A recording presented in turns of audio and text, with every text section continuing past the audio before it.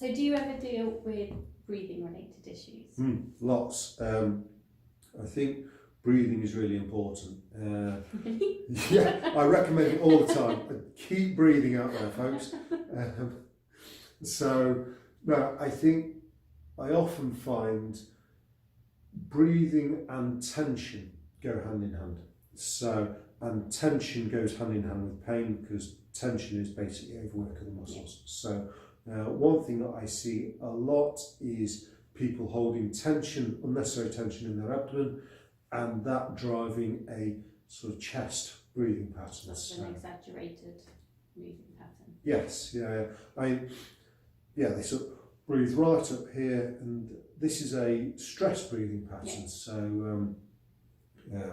and it's also associated with asthma and things like that. So what I often find is that if people are breathing through their tummy, then generally their abdomen is more relaxed, and that is good for posture, for general sort of low back health. It's relaxation. It's the exact opposite of what a lot of people out there advocate, which is bracing all the time. This sort of holding on stability. That has got its place and is useful, but it's not all the time. We need to be able to brace and tense up, but we also need to be able to relax. And the way to check that you're relaxed through there is to be able to breathe through there. So chronic low back pain is often associated with breathing dysfunction. So and it's quite difficult to breathe through your tummy for some people. It's like me. it's amazingly difficult, but often people will get it, and you will have life-changing effects. I've lost count of the number of people that have come to me with chronic low back pain, and we've had a look at how they're moving, and they're just bracing and squeezing their muscles when they're moving. And you squeeze the muscles in the front, you've got to squeeze the muscles in the back, because if you squeeze the muscles in the front and you don't activate the muscles in the back, you bend forward, because there's nothing to fight against the fact that you're squeezing there. So if you're tense here, you've got to be tense here. So if you've got tension in your back and you relax the muscles here, you also have to relax the muscles here. So it's just, it's quite a specific idea of breathing, but the reason for it is a very general relaxation, softening movement, getting people moving more freely, more softly. And then with that, there comes freedom of movement, and then you can put strength on top of that.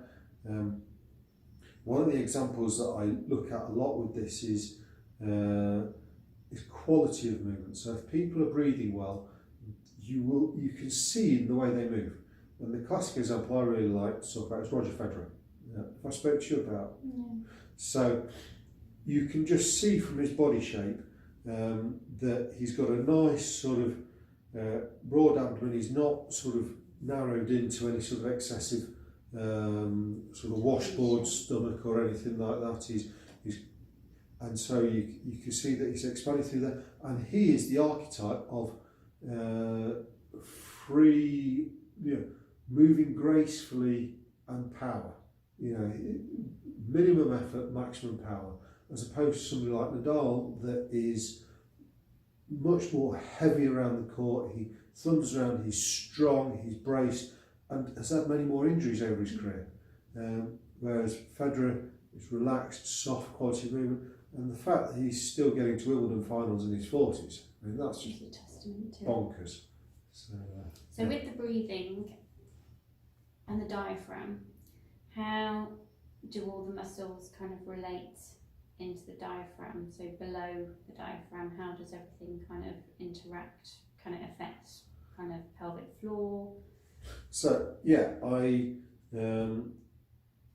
think that's a good question. So the way I think about it is just thinking in the old-fashioned sort of core idea. You've got diaphragm sort of at the top here, and then you've got pelvic floor at the bottom. So you think about those two as being reciprocal, so they work against each other, and then wrapped around it you've got this sort of abdominal wall. So you've got abdominal wall wrapped around, diaphragm on the top, pelvic floor on the bottom, and you could think of it almost as a sort of a can of pop, it's a structure with its own integrity. Yeah.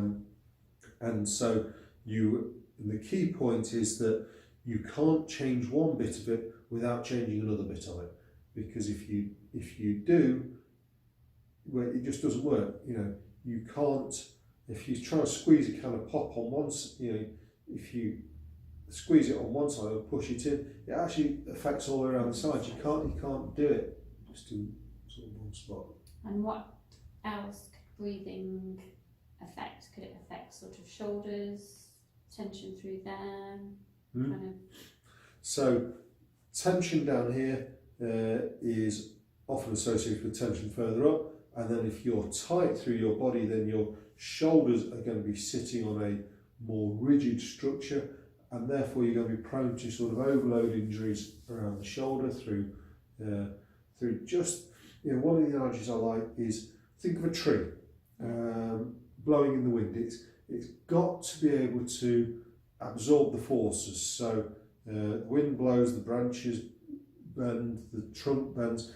If you put a steel collar a third of the way up the tree that made it rigid, and that made holes so that the branches could come out, though the branches that come out where the steel collar is would be more vulnerable to snapping off, because you've taken away the natural give that's in the tree. Yeah. So you've made that rigid, you've made it stronger, but you've made it rigid, and actually it's that suppleness to be able to move that gives you the strength and resilience. That's a key word that I think about is, the more resilient you are, the less prone you are to injury, and that resilience comes from strength and suppleness. Okay.